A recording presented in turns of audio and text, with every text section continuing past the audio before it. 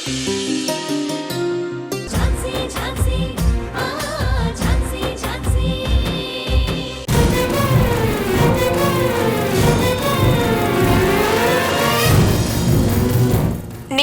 Judicial remand కి పంపించాల్సి ఉండగా పంపించకుండా police స్టేషన్లోనే ఉంచడంతో అనుమానాలు తలెత్తుతున్నాయి. ఈ విషయం తెలిసిన మానవ హక్కుల సంఘాలు ఇప్పటికే పోలీస్ స్టేషన్ దగ్గరికి చేరుకుంటున్నట్టు సమాచారం.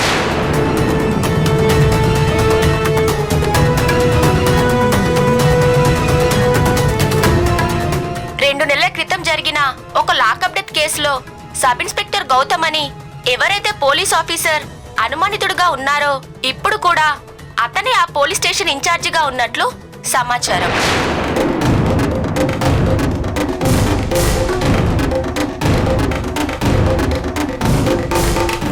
సబ్ ఇన్స్పెక్టర్ గౌతమ్ గారి కస్టడీలో ఉండగానే నిందితుడు చనిపోయినట్లు రికార్డ్స్ లో తెలుస్తుంది. ఇంతకుముందు కేసులో గౌతమ్ గారు నిర్దోషిగా బయటపడినప్పటికీ ఈ కేసులో ఏం జరుగుతుందో ఏంటనేది చెప్పలేమంటున్నారు. ఈ సంఘటనపై డీజీపీ గారేమంటున్నారో చూద్దాం.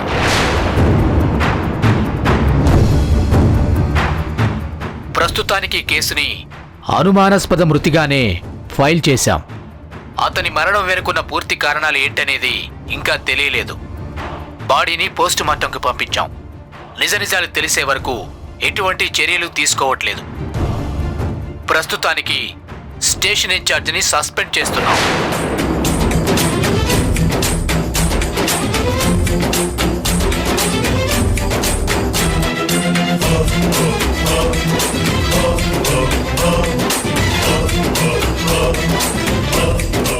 ఆంటీ,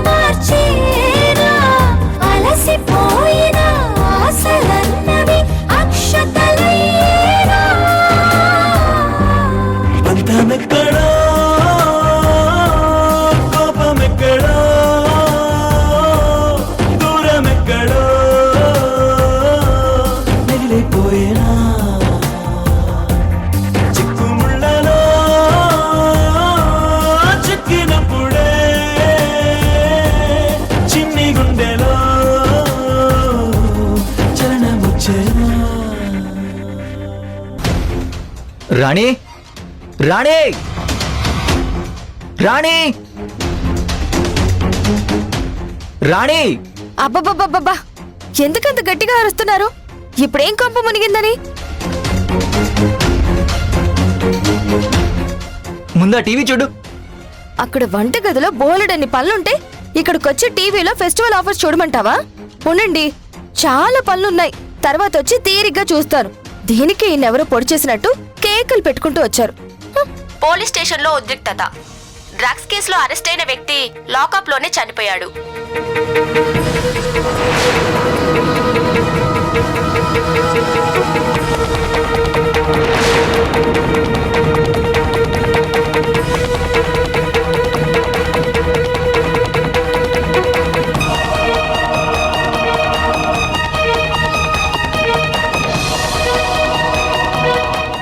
ఇదేంటండి ఇలా అంటున్నారు? ఒక్క రోజులో బావ పరిస్థితి ఇలా మారిపోయింది ఏంటండి? ఏమండి, బావ అలాంటి వాడు కాదండి. ఇదంతా ఎవరు కావాలనే చేస్తున్నారండి. నువ్వు ముందు కంగారు పడ్డం ఆపి అసలు ఏం జరిగిందో కనుక్కో. అది మనం ఎలా తెలుసుకుంటామండి? నువ్వు మీ అక్కకి ఫోన్ చేసి అసలు ఏం జరిగిందో కనుక్కో. అక్క ఈ టైంలో కోర్టులో ఉంటుంది. ఫోన్ కూడా లిఫ్ట్ చేయదు. అసలు అక్కకు కూడా ఈ విషయం తెలిసిందో లేదో.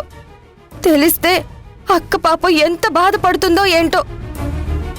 ఏంటండి ఇది? వీళ్ళిద్దరికి ఎన్ని కష్టాలు. నిన్న డ్రగ్స్ కేసులో అరెస్ట్ అయిన నందు పోలీస్ కస్టడీలోనే మరణించడం కమలా పెద్ద దుమారమే లేపింది. కమలా మానవ హక్కుల సంఘాలు దీని మీద నిరసన తెలుపుతున్నాయి. పోలీస్ స్టేషన్లో జరిగిన ఈ అమానుష ఘటనపై ఇప్పటికే విచారణ జరుగుతుందని డీజీపీ తెలిపారు. దీనికి బాధ్యులైన వారిని కఠినంగా శిక్షిస్తామని కూడా హామీ ఇస్తున్నారు.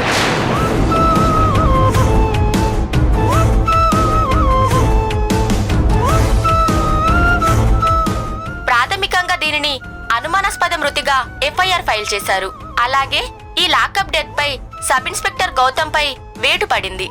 అతన్ని సర్వీస్ నుండి తొలగిస్తూ ఉత్తర్వులు జారీ చేశారు. ఇంతకు ముందు కూడా ఒక లాకప్ డెత్ కేసులో గౌతమ్ ఆరోపణలు ఎదుర్కోవడం అందరికీ తెలిసిన విషయమే.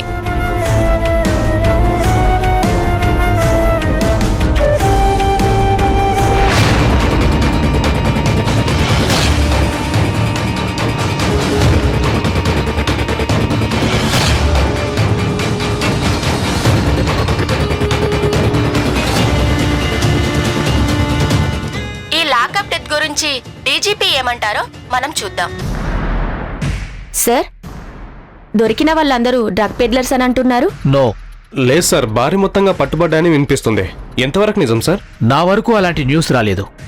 ఇంతవరకు నేను వినలేదు కూడా.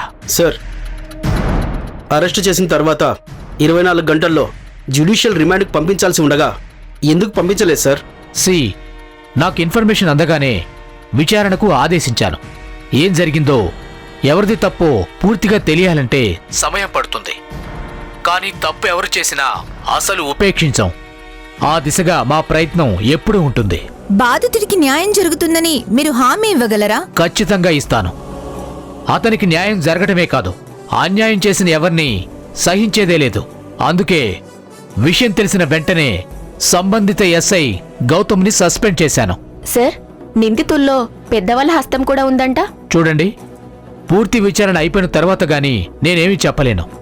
So live it. చిచి, ఏంటధనా? ఏం జరుగుతుంది? ఏంటి ఇదంతా? మళ్ళీ మళ్ళీ వాడు టీవీలకు ఎక్కటం ఇది రెండోసారి. ఇలాంటి ఆరోపణలు రావటం కూడా ఇది రెండోసారి. చిచి, ఏంట్రా? ఏం జరుగుతుందిరా? గౌతమ్, గౌతమ్, కమలా పద్మ, వెళ్ళి వాటర్ తీసుకురా. త్వరగా వెళ్ళు. జాగ్రత్త. త్వరగా తీసుకురా వాటరు. కమలా కమలా ఏం కాదన్నయ్య, కమలా ఏం కాదు. కమలా, అక్క,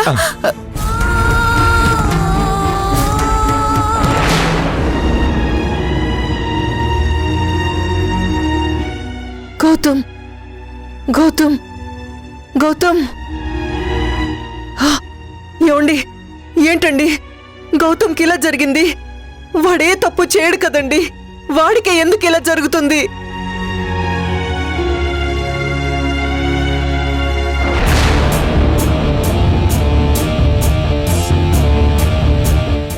ఎవరు బాబు నువ్వు? నేను దీపక్ ఫ్రెండ్ని సార్.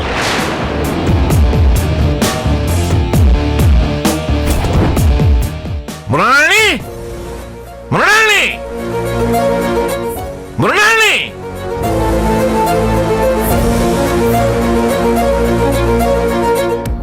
ఏంటి డాడ్, ఏమైంది? ఒకసారి అటు చూడండి.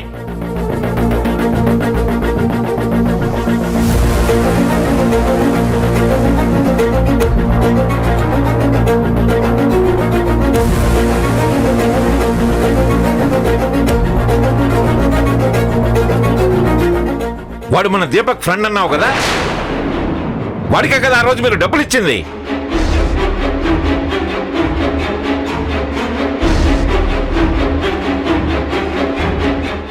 ఇలాంటి డ్రగ్ అడిక్ట్ గా మీరు సహాయం చేసింది?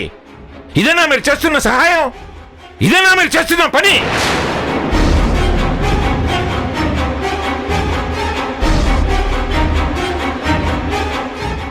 ఇలాంటి వెధవకాని కొడుకు ఫ్రెండ్ అయింది. డాడ్, వాడు అలాంటి వాడని దీపక్కి తెలుసుండదు డాడ్. తెలిసి ఉండకపోవడం ఏమిటి? మన ఫ్రెండ్స్ ఎవరు, ఎలాంటి వాళ్ళు, వాళ్ళ స్టేటస్ ఏమిటి, వాళ్ళ హ్యాబిట్స్ ఏమిటో తెలుసుకుని కదా ఫ్రెండ్షిప్ చేయాల్సింది. అదేంటి డాడ్ అలా అంటారు? వాడెప్పుడో దీపక్కి స్కూల్ ఫ్రెండ్. దీపక్ యూకే వెళ్ళిపోయాడు. ఫోన్లో టచ్ లో ఉన్నారో ఏమో. దీపక్ ఫోన్ చేసి హెల్ప్ చేయమన్నాడు, హెల్ప్ చేశాం. దానికి మా మీద ఎందుకు అరుస్తున్నారు మీరు? ఇలాంటి వెధవల వల్ల మన పేరు బయటకు వస్తుంది కాబట్టి. డాడ్, ఇప్పుడు అది కాదు ప్రాబ్లం. డ్రగ్స్ కేసు కంటే లాకప్ డెత్ కేసే ఎక్కువ ఫోకస్ లో ఉంది.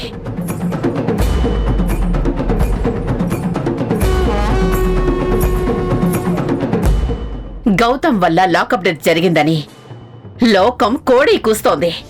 టీవీలో ఛానల్స్ లో ఊదరు కొడుతున్నారు. ఉదయం నుంచి అదే చెప్తున్నారు.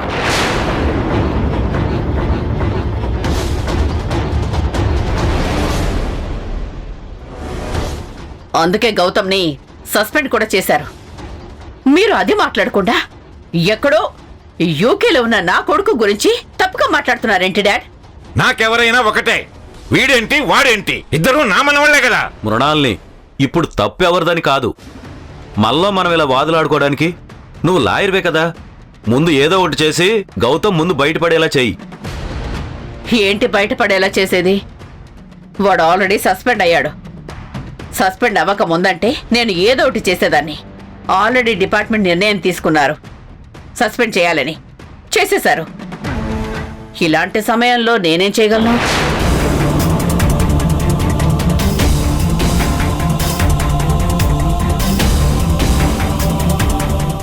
మునిగిపోయే నావ ఎక్కి నన్ను సవారీ చేయమంటే నా రెప్యుటేషన్ మొత్తం పడిపోతుంది.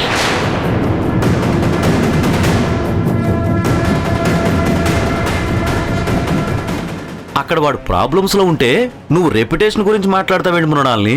అసలు నీకు మైండ్ ఉందా చంద్ర? ఇవన్నీ లీగల్ వ్యవహారాలు. తాగి తందనాలాడేవాడివి. వీటి గురించి నీకేం తెలుసు? నువ్వు సైలెంట్ గా ఉండు.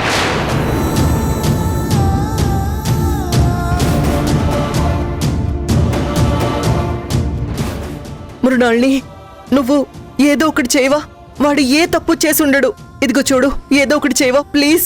వదినా, వదినా, మీరు టెన్షన్ పడి నన్ను కంగారు పెట్టకండి. అసలు ఏం జరిగిందో ఇన్వెస్టిగేషన్ తర్వాత తెలుస్తుంది. దాని తర్వాత నెక్స్ట్ స్టెప్ ఏంటనే తీసుకోవాలి. ప్లీజ్ నా మీద ప్రెషర్ పెట్టకండి, ఓకే?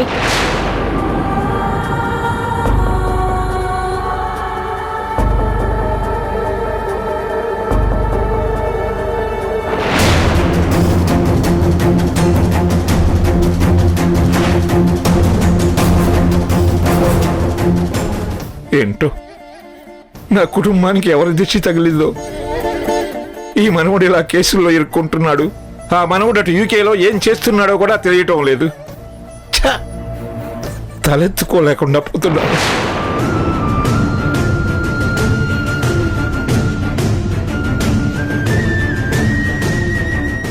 రేపు ఆ కృష్ణప్రసాద్ వస్తే ఏమని చెప్పాలి? వీటన్నింటి గురించి అడుగుతాడు కదా.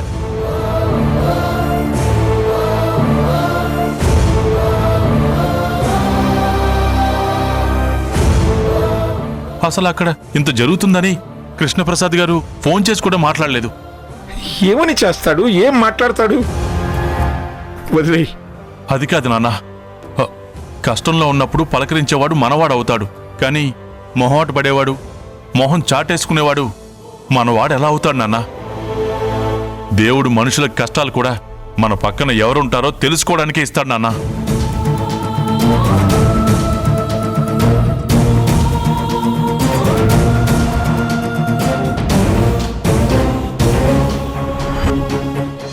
సబ్ ఇన్స్పెక్టర్ గౌతమ్ గారి కస్టడీలో ఉండగానే నిందితుడు చనిపోయినట్లు రికార్డ్స్ లో తెలుస్తుంది. డాడ్, ఇది నిజమేనా? ఇదంతా ఫేక్ కదా? నాకు మాత్రం ఏం తెలుసమ్మా. నేను ఇప్పుడే కదా చూస్తున్నాను. డాడ్, గౌతమ్ గారు అలాంటి వారు కాదు. ఎవరో కావాలనే చేస్తున్నారు ఇదంతా. డాడ్, నేనిప్పుడే గౌతమ్ గారి దగ్గరికి వెళ్తున్నాను. అమ్మా ప్రియాంక, ఆగు. ఇప్పుడు వెళ్ళినా గౌతమ్ని కలవలేవమ్మా. మాట్లాడటం కుదరకపోయినా నేను వెళ్ళి గౌతమ్ గారిని చూడాలి. గౌతమ్ గారు అలాంటి పరిస్థితిలో ఉంటే నేను ఇక్కడుండి ఏం చేస్తాను? అమ్మా ప్రియాంక, తొందరపడకు. ముందు అసలు ఏం జరిగిందో తెలుసుకుందాం. ఉండు. ఎవరికి కాల్ చేస్తున్నారు? సోమేశ్వరరావు గారికి. ఏం అవసరం లేదు. అదేంటి మమ్మీ అలా అంటావు? అక్కడ గౌతమ్ గారు అలాంటి సిచ్యువేషన్ లో ఉంటే ఏం జరిగిందో తెలుసుకోవాలి కదా. తెలుసుకుని ఏం చేస్తాం? అలా మాట్లాడతావేంటి దేవిక? అతను మన కాబోయే అల్లుడు. అసలు ఏమైందో అని తెలుసుకోవడం మన బాధ్యత. అతని కుటుంబానికి ఈ టైంలో ఓదార్పుగా ఉండి మనం భరోసానివ్వాలి. మీరిప్పుడు మాట్లాడి ఓదార్చినంత మాత్రాన వాళ్ళ ప్రాబ్లం ఏమైనా తగ్గుతుందా? ఇదేం ఫస్ట్ టైం కాదు. ఆ అబ్బాయి ఇంత చిన్న కెరియర్లో ఇలా జరగడం ఇది రెండోసారి.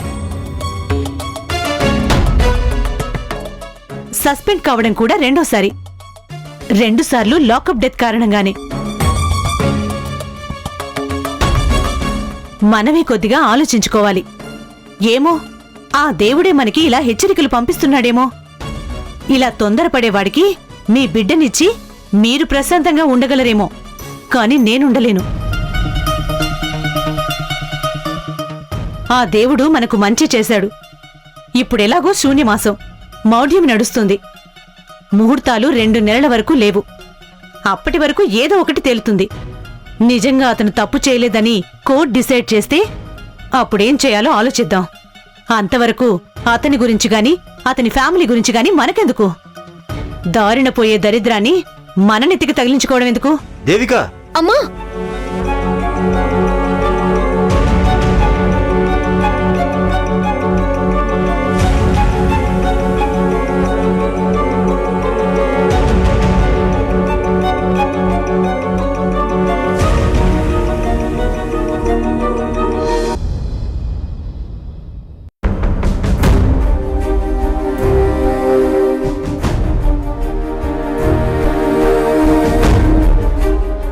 అవును, డ్రగ్స్ కి సంబంధించిన కేసులో వాళ్ళని అరెస్ట్ చేయగానే త్వరగా జ్యుడిషియల్ రిమాండ్ కి పంపించాలి కదా. స్టేషన్లోనే ఎందుకు ఉంచారు వాళ్ళని? నేనెందుకు ఉంచుదాను ఝాన్సీ? నేను వాళ్ళని స్టేషన్కి తీసుకురాగానే ఫార్మాలిటీస్ అన్ని కంప్లీట్ చేశాను. డిఎస్పీ గారికి, ఎస్పీ గారికి ఇన్ఫర్మేషన్ ఇచ్చాను. కావాలంటే చూడు.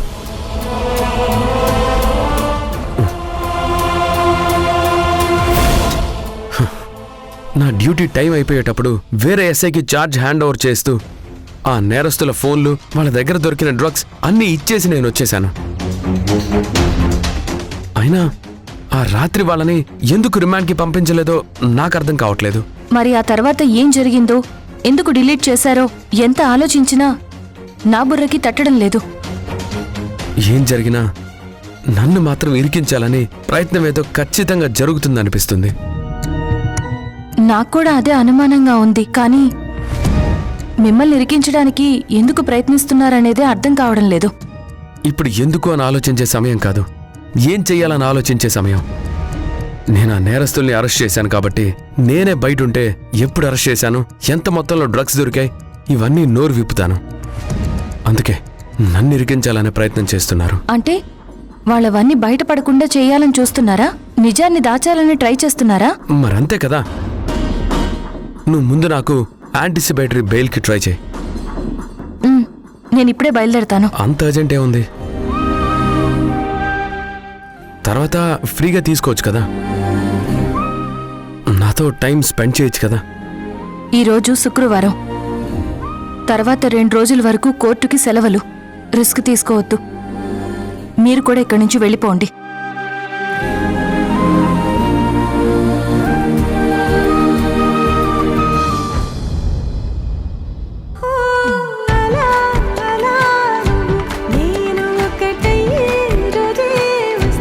నిన్ను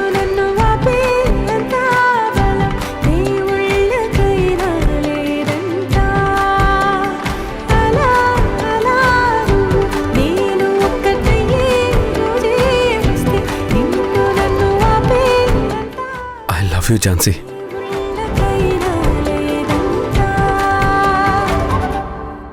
ప్లీజ్ దయచేసి కాదనుకు ఝాన్సీ.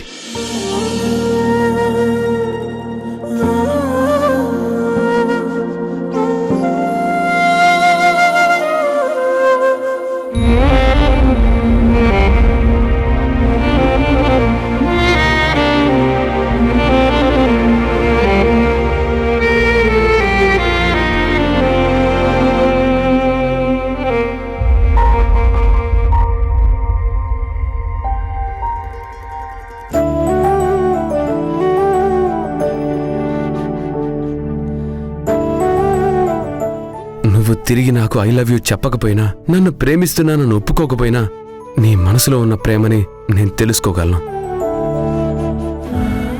నువ్వింకా నన్ను ప్రేమిస్తున్నావన్న సంగతి ఉదయం నా కోసం పరిగెత్తుకుంటూ స్టేషన్ దగ్గరకు వచ్చినప్పుడే తెలిసిపోయింది.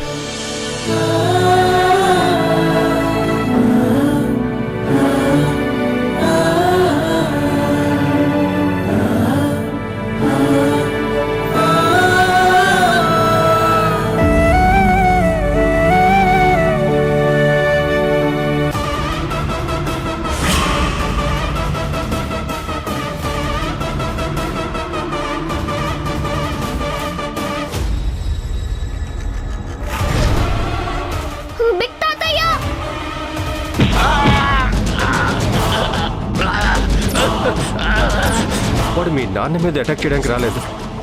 బహుశా గౌతమ్ని అటాక్ చేయడానికి వచ్చుంటాడు. నేను ఇన్ఫార్మర్గా ఒక వార్డు బాయ్ని అమ్మ హాస్పిటల్లో పెట్టాను. వాడు నిన్న డ్రగ్ రాకెట్లో దొరికేశాడు.